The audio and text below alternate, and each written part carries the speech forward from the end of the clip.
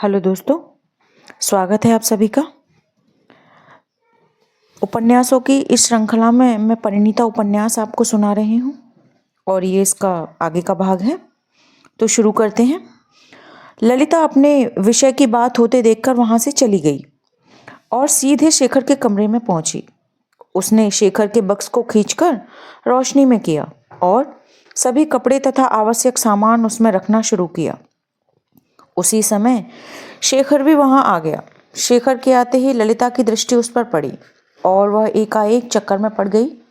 कुछ भी न बोल सकी। जिस प्रकार किसी मुकदमे का हारा हुआ मुवक्किल एकदम निर्जीव सा खड़ा हो जाता है, बोल नहीं पाता, उसकी सूरत बिगड़ जाती है, उसको पहचान सकना भी कठिन हो जाता है। ठीक वैसे ही हालत उस समय शेखर की थी।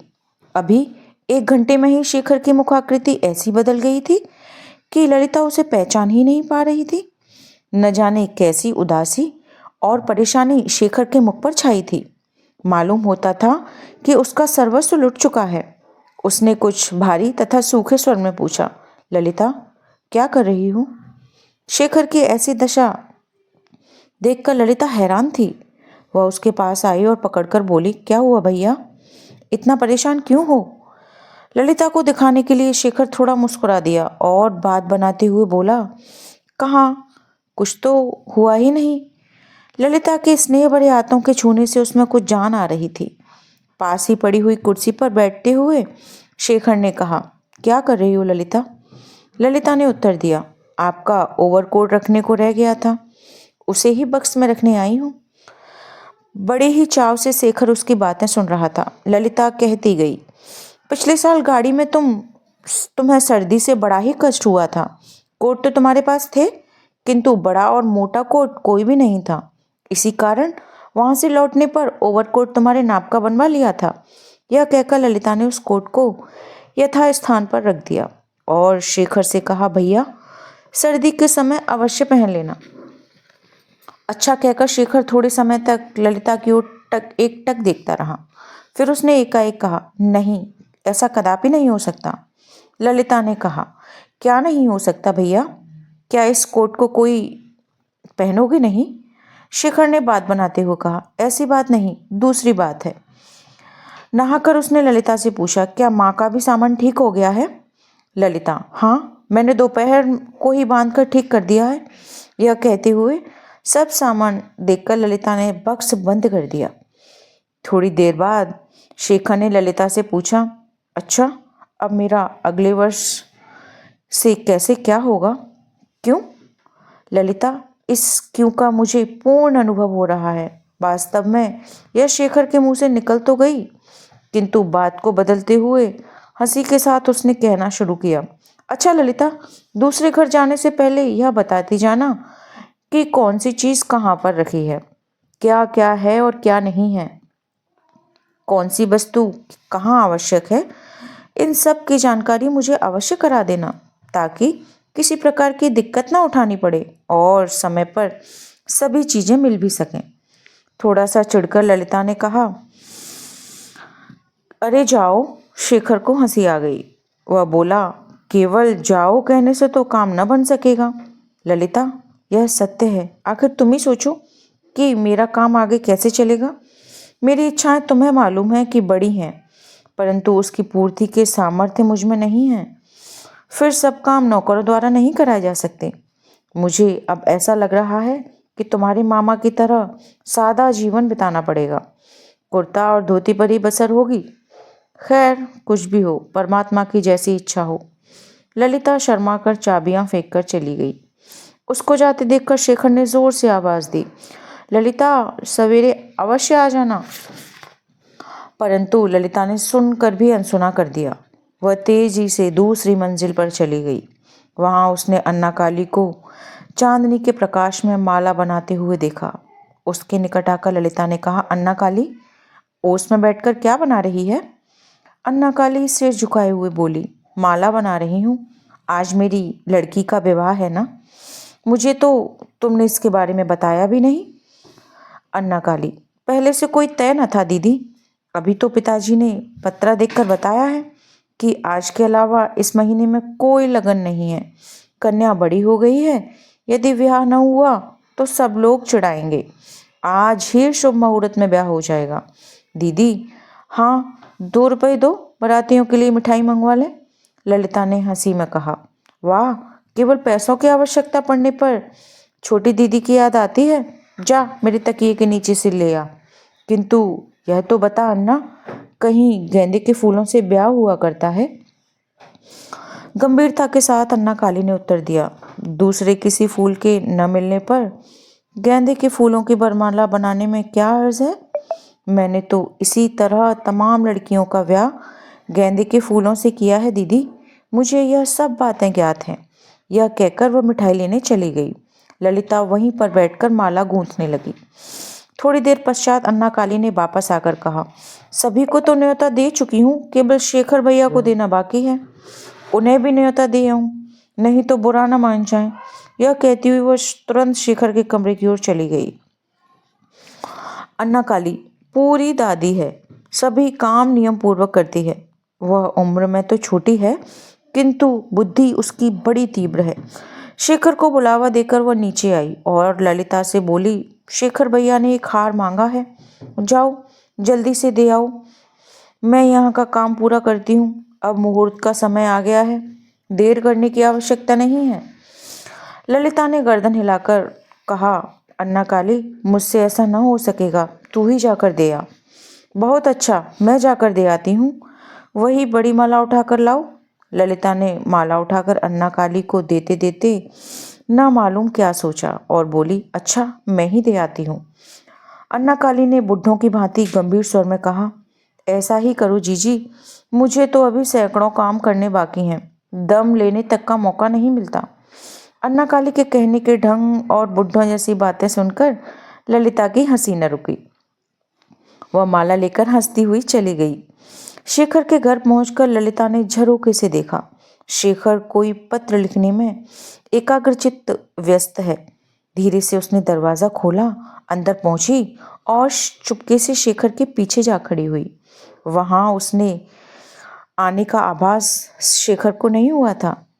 क्षण भर चुप रहने के पश्चात ललिता ने शेखर को चकित कर देने के लिए धीरे से वही माला पहना दी और तुरंत कुर्सी के पीछे हटकर बैठ गई। शेखर ने चौंक कर कहा, यह क्या अन्ना? लेकिन गर्दन घुमाते ही उसकी दृष्टि ललिता पर पड़ी तो आश्चर्यचकित हो वह गंभीर भाव से बोला, ललिता, यह तुमने क्या कर दिया? शेखर के शब्दों में शंकित ललिता ने उठकर कहा, मैंने क्या कर दिया? शेखर, मुझसे क्या पूछ रही हो? तुम्हें नहीं पता तो अन्ना काली से जाकर पूछो, आज रात को माला पहनाने से क्या होता है। ललिता अब समझी कि उसने क्या कर डाला। उसके मुख पर लज्जा छा गई। वह बड़े ही संकोच से मुंह बनाते हुए बोली, नहीं, ऐसा नहीं, मैं ऐसा कभी नहीं चाहती। मैंने तो माला। पूरी बात कहे बिना ही वह नवविवाहिता की भांति लजाकर कमरे से बाहर चली गई। शेखर ने उसे जाते देखकर जोर से पुकारा, ललिता, जरा मेरी एक बात सुनती जाओ, एक बड़ा ही आवश्यक कार्य है। शेखर की पुकार सुनकर भी ललिता ने अनसुनी कर दी। वह सीधे अपने कमरे में आई और तकिए पर मुंह डालकर रो पड़ी।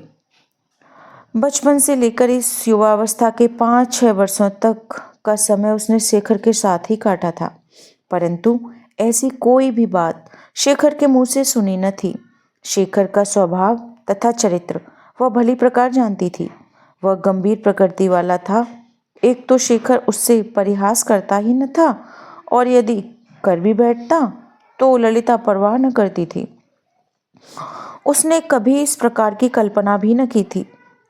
उस माला के आशय को सोच सोचकर उसे बड़ी शर्म आ रही थी कि वह अपने मुंह को किस बिल में छुपा दे। वह पड़ी पड़ी यह भी विचारती थी कि उन्होंने आवश्यक कार्य कहकर बुलाया है। अभी वह जाने या न जाने की बात विचार ही कर रही थी कि शेखर की नौकरानी ने आकर कहा, ललिता दीदी कहाँ हो? तुमको छोटे भैया बुला रहे हैं। कमरे से निकलकर ललिता ने धीरे से कहा, चलो आ रही हूँ। ऊपर पहुंचकर दरवाजे से उसने देखा, अभी पत्र नहीं हुआ, उसी को पूरा करने में लगा हुआ है। कुछ समय तक वह चुपचाप खड़ी रही, फिर पूछा, क्यों बुलाया है? शेखर ने पत्र लिखते लिखते कहा, आखिर तुमने आज क्या कर डाला? आओ बैठो। ललिता ने रूठ कर कहा, जाने दो, फिर वही बात। आखिर उसमें मेरा क्या कसूर है ललिता? तुम्ही ने तो यह सब किया। ललिता, मैंने कुछ नहीं किया, मेरी माला वापस कर दो। शेखर, इसीलिए तो तुम्हें बुलाया है ललिता, मेरे पास आओ, मैं तुम्हारी माला वापस किए देता हूँ। तुमने जो अधूरा काम किया है उसको पूरा कर दूं। दरवाजे के पास खड़ी हुई ललिता चुपचाप न जाने क्या सोचती रही। फिर बोली, मैं सत्य कहती हूँ, यदि ऐसा हंसी मजाक मुझसे करोगे तो कभी ना आऊंगी, मेरी माला लौटा दो। शेखर ने गले में पड़ी माला को उतारकर कहा, आकर ले जाओ ना, उसे मेरे पास फेंक दो, मैं वहां ना आऊंगी।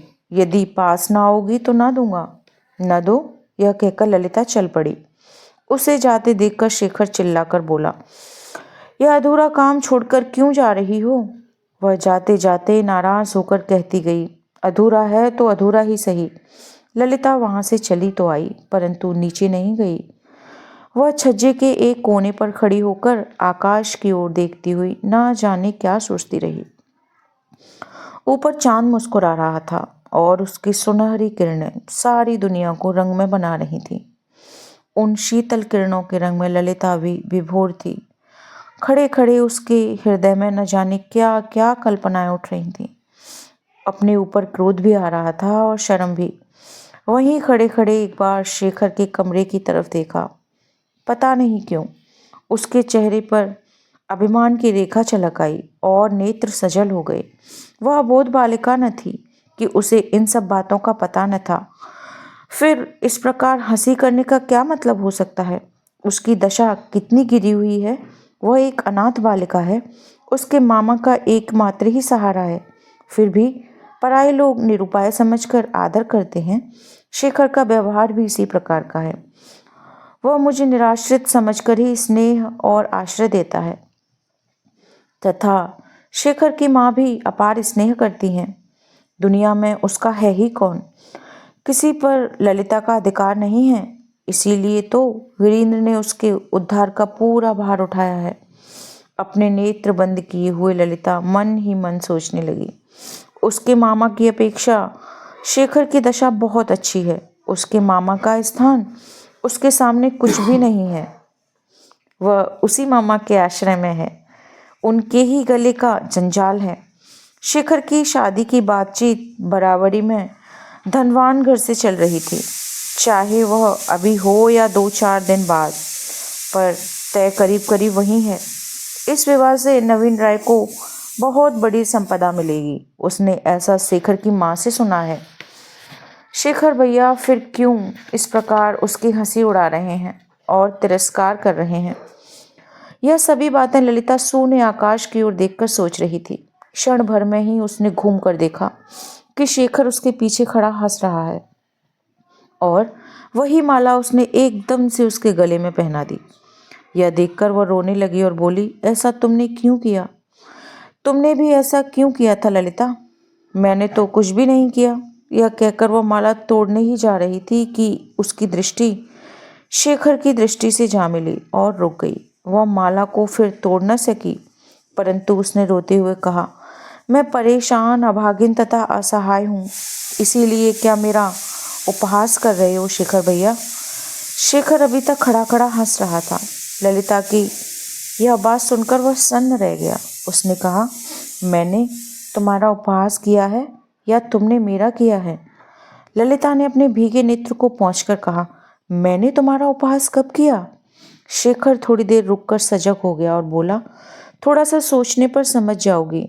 आजकल अपनी मनमानी कर रही हो, इसीलिए यात्रा पर जाने के लिए मना कर दिया है। शेखर यह कहकर चुप हो गया। ललिता गूंगे की भांति खड़ी सुनती रही। चंद्र किरणों की रूपहली आभा में दोनों खड़े थे, लेकिन नीचे कमरे में अन्ना काली अपनी गुड़िया की शादी कर रही थी। शंख ध्वनि गूंज रही थी और खामोशी भंग हो रही थी। थोड़ी देर के बाद शेखर ने कहा, अधिक ठंड पड़ने लगी है, जाओ नीचे चली जाओ। जाती हूँ, कहकर उसने शेखर के पैर छुए और प्रणाम करके बोली, मुझे यह तो बताते जाओ कि अब मैं क्या करूँगी? शेखर यह सुनकर हंस पड़ा। एक बार तो उसे भय सा प्रतीत हुआ, पर उसने हाथ बढ़ाकर ललिता को पकड़कर हृदय से लगा लिया और इसके होठों को अपने होठों से स्पर्श करते हुए कहा, अब मुझे कुछ न बताना पड़ेगा, तुम स्वयं सब समझ जाओगी ललिता। शेखर के इस प्रकार के स्नेह को देखकर ललिता को रोमांच हो आया। उसने दूर जाकर कहा, तो क्या तुमने गले में माला पहना देने के कारण ही ऐसा किया? मुस्कुराते हुए शेखर ने कहा, नहीं ललिता, ऐसी बात नहीं। मैं तो स्वयं काफी दिनों से ऐसा करने का विचार कर रहा था, परंतु किसी तरह निश्चय न कर पाता था। अब यह अंतिम निश्चय हो ही गया। मुझे आज अनुभव हो रहा है कि तुम्हें त्याग कर मैं कहीं नहीं रह सकता ललिता, परंतु तुम्हारे पिताजी यह सुनकर अवश्य क्रोध करेंगे और माताजी को भी महान कष्ट होगा। जो कुछ भी तुमने सोचा है वह न हो पाएगा। शेखर ने कहा, हाँ, पिताजी यह सुनकर अवश्य आग बबूला हो जाएंगे, परंतु माताजी अवश्य हृदय से प्रसन्न होंगी। खैर, अब तो कुछ होना ही नहीं है, जो होना था हो गया। अब इसको खत्म कर ही कौन सकता है। जाओ, अब नीचे जाओ, माताजी को प्रणाम करो। ललिता वहां से चली गई, पर जाते समय भी वह घूम घूम कर अपने प्रियतम को देखती रही। लगभग 3 महीने बाद गुरुचरण बाबू मलिन मुख नवीन बाबू के यहाँ आकर फर्श पर बैठने ही वाले थे कि नवीन बाबू ने बड़े जोर से डांट कर कहा, ना ना ना, यहाँ पर नहीं, उधर उस चौकी पर जाकर बैठो। मैं इसको समय में नहीं नहा धो सकता। तुमने जाति बदली है, यह सत्य है ना? क्षुब्ध होकर गुरुचरण बाबू एक दूर की चौकी पर जाकर बैठे कुछ देर वे मस्तक झुकाए रहे। अभी 4 दिन पहले की बात है, उन्होंने विधिवत ब्रह्म समाज को ग्रहण कर लिया है। अब वह ब्रह्म समाजी हो गए हैं। यह खबर आज ही नवीन राय को मिली है। अब उन्हें बंगाली समाज में बैठने का कोई अधिकार नहीं है। सामने गुरुचरण बाबू को बैठे हुए देखकर नवीन राय की आंखों से गर्म लपटें निकलने लगी, परंतु गुरुचरण बाबू एक अपराधी की तरह मौन बैठे रहे। किसी सलाह सूत के बिना ही वे ब्रह्म समाजी हो गए थे, परंतु उसी समय से घरेलू परेशानियां बढ़ गईं तथा रोना चिल्लाना मचा रहता था। घर का कोना कोना अशांत था। इस अशांति के कारण वो बड़े ही दुखी थे। नवीन राय ने फिर उद्दंड भाव से पूछा, कहो, यह सत्य है ना कि तुम ब्रह्म समाजी हो गए हो? गुरुचरण बाबू के नेत्र सजल थे। दुख भरे शब्दों में उन्होंने कहा, हाँ, यह सत्य है। यह घृणित कार्य तुमने किया क्यों? तुम तो केवल 60 रुपया तनख्वाह पाते हो, फिर क्यों? गुस्से के मारे नवीन राय की जबान से बोल न निकला। रोते हुए बड़े विनम्र भाव से गुरुचरण बाबू ने कहा, दादा, क्या कहें, बुद्धि भ्रष्ट हो गई थी। दुख में कुछ दिखाई न दिया। मैं यह सोच न सका कि गले में फांसी लगा लूं या फिर ब्रह्म समाज में मिल जाऊं। अंत में ब्रह्म समाजी हो जाना ही ठीक समझा। इसीलिए मैंने यह ब्रह्म समाज स्वीकार कर लिया। नवीन राय ने बड़े जोर से चिल्लाकर कहा, बहुत अच्छा किया। अपने गले में फांसी न लगाकर सारे धर्म और समाज को फांसी लगा दी। वाह रे वाह! अच्छा, अब तुम यहाँ से चले जाओ। ये काला मुंह कभी भी यहाँ न दिखाना। जो तुम्हारे सलाहकार हैं उन्हीं के पास जाकर बैठो। यह सब सुनकर गुरुचरण बाबू वहां से चले गए, परंतु नवीन राय मारे क्रोध के कुछ भी न सोच सके कि क्या करें और क्या ना करें। गुरुचरण बाबू के भी अब वहां आने की कोई संभावना न थी। गुरुचरण बाबू पर नाराज होने, झुंझलाने तथा बकने के सिवाय नवीन राय कर ही क्या सकते थे। झट उन्होंने राज को बुलाया और घर में आने जाने वाले ऊपर के रास्ते बंद करा दिए। उस रास्ते को बंद करके उन्होंने अपने क्रोध की शांति की, परंतु दूर परदेश में बैठी हुई भुवनेश्वरी को यह मालूम हुआ तो वह फूट फूट कर रोने लगी। शेखर, भला ऐसा करने को किसने उन्हें समझाया? अनुमान से शेखर समझ लिया कि यह राय किसने दी है, परंतु यह बात न कहकर उसने कहा, माँ, हो सकता था कि तुम लोग बहुत स्वयं ही उन्हें थोड़े दिन बाद अलग कर देते, समाज में उनकी छाया ही न पड़ने देते। कई कन्याओं की शादी कैसे कर सकते हैं वह समय पर? आखिर इसका तो कोई रास्ता मेरी समझ नहीं आता। गर्दन हिलाते हुए भुवनेश्वरी ने कहा, बेटा, कुछ भी काम रुका न रह जाता है। ऐसी हालत में गुरुचरण बाबू का पहले से ही धर्म छोड़ बैठना नादानी है या अक्लमंदी? यदि घबरा कर लोग अपने धर्म को छोड़ने पर तुल जाएं, तो हजारों लोग अपना धर्म समाज छोड़ बैठें। भगवान ने पैदा किया है तो वही पालते हैं और सब कार्य पूरा करते हैं। वही भगवान गुरुचरण बाबू की भी रक्षा करते, काम बनाते। शेखर चुप रहा। गीली आंखें पोंछकर भुवनेश्वरी ने कहा, यदि ललिता बिटिया को ही साथ ले आती तो किसी न किसी प्रकार से उसका उपकार कर देती। हो सकता है इसी इरादे से गुरुचरण बाबू ने उसे मेरे साथ नहीं भेजा। मुझे तो यही पता था कि उसकी शादी की सचमुच तैयारी है। शेखर ने लज्जापूर्वक भुवनेश्वरी की तरफ देखा और कहा, अच्छा है माँ, घर वापस चलकर इस कार्य को ऐसा ही करो ना। ललिता तो अभी ब्रह्म समाजी नहीं हुई है, केवल उसके मामा ही तो हुए हैं। उसके सगे मामा भी नहीं है। ललिता का कोई सगा नहीं है, इसी कारण वो उनकी शरण में पड़ी है। खूब सोच समझकर भुवनेश्वरी बोली, यह तो ठीक है, पर तुम्हारे पिताजी अजीब ढंग के व्यक्ति हैं। वे बड़े ही हठी आदमी हैं। किसी तरह से भी ऐसा करने को तैयार न होंगे। शायद उन लोगों से मिलने भी न देंगे। यही विचार शेखर के मन में बार बार उठ रहे थे। वह माँ की बातों का कोई उत्तर न दे सका। चुपचाप बैठा सुनता रहा और मन ही मन सोचता रहा। शेखर अब परदेश में एक मिनट भी रहना नहीं चाहता था। बड़ी बेचैनी और परेशानी में वह 2-3 दिन इधर उधर घूमता रहा। फिर उसने माँ से कहा, यहाँ पर जी नहीं लगता माँ, चलो घर चलें। उसी दिन वह घर लौटने को तैयार हो गई और कहने लगी, मुझे भी अच्छा नहीं लगता। कलकत्ता वापस आने पर दोनों ने देखा कि छत से आने जाने वाला रास्ता बंद कर दिया है। गुरुचरण बाबू से भी कोई नाता रिश्ता करना नवीन राय को भला न लगेगा, यहाँ तक कि बोलना भी बुरा लगेगा। यह बात वे दोनों तुरंत ताड़ गए। रात के समय जब शेखर खाने बैठा तब माँ भी आकर उसके पास बैठ गई। कुछ देर बाद वह बोली, गिरीन्द्र के साथ ही ललिता की शादी तय हो रही है। यह मैं पहले ही समझ गई थी। सिर नीचा किए हुए शेखर ने पूछा, किसने कहा? भुवनेश्वरी, उसकी मामी ही कह रही थी। और कौन कहता? दोपहर के समय जब सब सो गए थे मैं स्वयं मिलने गई थी। मारे दुख के उसकी मामी ने अपनी आंखें लाल कर ली। थोड़ी देर बाद वो अपने आंसू पोंछकर सब कुछ कह गई। उन्होंने ही कहा, यही तकदीर का खेल है शेखर, किसको दोषी ठहराया जाए? कुछ भी सही, पर गिरीन्द्र भी एक भला लड़का है, नम्र स्वभाव वाला है। उसके यहाँ ललिता को किसी प्रकार का कष्ट न होगा। वह धनवान भी है। यह कहकर चुप हो गई। उत्तर में न तो शेखर कुछ कह ही सका और न सामने रखी हुई थाली से उठाकर खा ही सका। थोड़ी देर बाद माँ वहाँ से उठकर चली गई और शेखर भी बिना खाए पिए उठ गया। हाथ मुंह धोकर वह अपने बिछौने पर जा पड़ा। दूसरे दिन संध्या समय शेखर टहलने निकला। उस वक्त गुरुचरण बाबू के यहाँ पहले की तरह चाय उड़ रही थी, हंसी मजाक हो रहा था। वहाँ की बातें सुनकर शेखर कुछ देर रुका।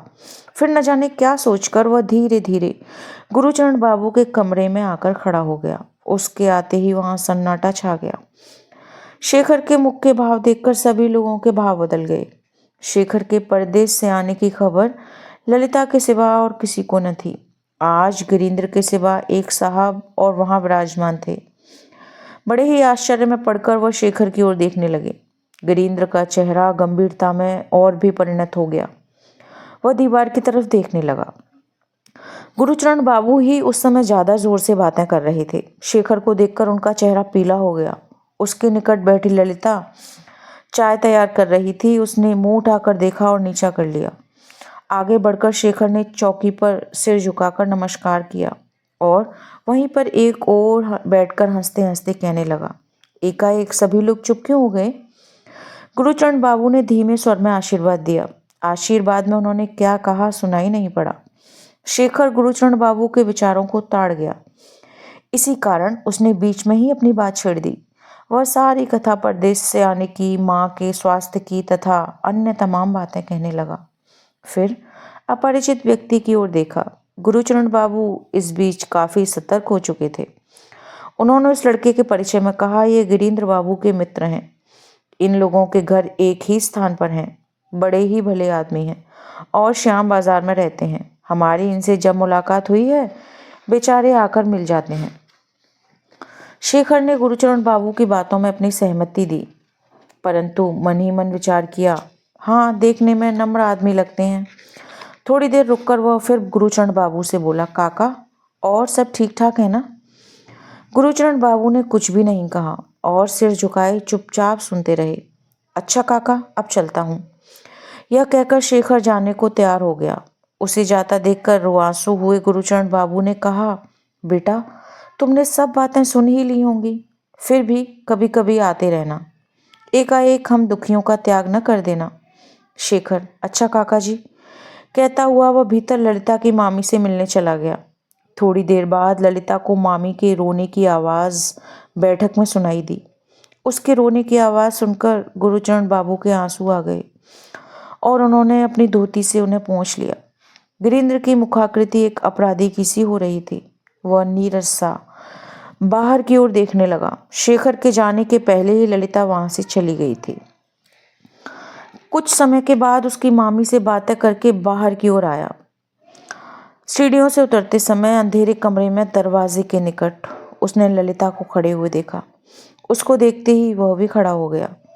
ललिता ने शेखर को प्रणाम किया, उसके पास आ गई। कुछ समय तक शेखर से कुछ उत्तर पाने की लालसाओं से खड़ी रही। फिर थोड़ा पीछे हटकर मंद स्वर में उसने कहा, आपने मेरे पत्र का उत्तर क्यों नहीं दिया? कौन सा पत्र? उसमें बहुत सी बातें थीं। अच्छा, उन बातों को छोड़ो, यहाँ की सभी बातें आपने सुन ही ली हैं। मेरे लिए क्या हुक्म देते हो? शेखर ने आश्चर्य में पड़कर बोला, मेरा हुक्म? मेरा हुक्म किस लिए? मेरे हुक्म से क्या ही लाभ है? ललिता ने शंकित होकर कहा, क्यों? शेखर, और नहीं तो क्या, मैं किसे हुक्म दूं? ललिता, मुझको दो, और किसको दोगे? शेखर, तुम्हें क्यों हुक्म दूंगा? फिर हुक्म देने पर तुम उसको मानोगे ही क्यों? शेखर के इस कथन में करुणा मिश्रित थी। ललिता यह सुनकर मन ही मन घबरा उठी। उसने शेखर की छाती के समीप से सकते हुए कहा, जाने दो इन बातों को, इस समय यह मजाक अच्छा नहीं लगता। तुम्हारे पांव पड़ती हूँ, मुझे अब तंग मत करो। बताओ कैसे क्या होगा? मुझे डर के मारे रात को नींद नहीं आती है। आखिर भय किस लिए? ललिता, क्या कह रही हो? भय न लगेगा तो फिर क्या लगेगा? न तो तुम ही यहाँ थे, ना ही माता जी थी। फिर मामा जी ने क्या कर डाला, वह भी तुमसे छुपा नहीं है। अब यदि माँ मुझे स्वीकार करें तो, ना करें तो? थोड़े समय बाद शेखर ने कहा, वह तो ठीक ही है, अब माँ कैसे स्वीकार कर सकती है? उन्हें यह भी पता चला कि तुम्हारे मामा ने अन्य लोगों से काफ़ी पैसे लिए हैं। साथ ही अब वह ब्रह्म समाजी भी हो गए हैं। हम लोग हिंदू हैं। अन्ना काली ने उसी वक्त आकर ललिता से कहा, मामी बुला रही हैं। ललिता ने जोर से कहा, अच्छा तू जा, मैं भी आती हूँ। फिर नम्रतापूर्वक शेखर से कहने लगी, यह कुछ भी क्यों न हो, फिर भी जो धर्म तुम्हारा है वही मेरा है। यदि वह तुमको अलग नहीं कर सकती तो मुझे भी नहीं अलग कर सकती। इसके सिवा वीरेंद्र बाबू के लिए हुए रुपए मैं उन्हें लौटा दूंगी। यह तो मेरे ऊपर कर्जा है, 2 दिन आगे पीछे लौटाना ही होगा। शेखर, इतना अधिक रुपया देने के लिए कहाँ से मिलेगा? ललिता इस बात के उत्तर में काफ़ी समय तक चुप रही। फिर हंसकर बोली, क्या आपको ज्ञात नहीं स्त्रियों के रुपए कौन देता है? मैं भी उन्हीं से ले आऊंगी। शेखर के हृदय में उथल पुथल मची हुई थी। वह फिर कहने लगा, परंतु मामा के उन रुपयों के लिए तो मैं ही तो बेच डाला है। ललिता अंधेरे में शेखर के चेहरे को देख न सकी, परंतु गले के स्वर को तुरंत ताड़ गई और बोली, यह सब झूठी व्यर्थ की बातें हैं। मेरे मामा के सदृश भला मनुष्य दुनिया में होना कठिन है। तुम व्यर्थ की ही उनकी हंसी उड़ाते हो। उनके कष्टों तथा दुखों की कोई भी बात दूसरों से छुपी नहीं है, तुम भले ही न जानते हो।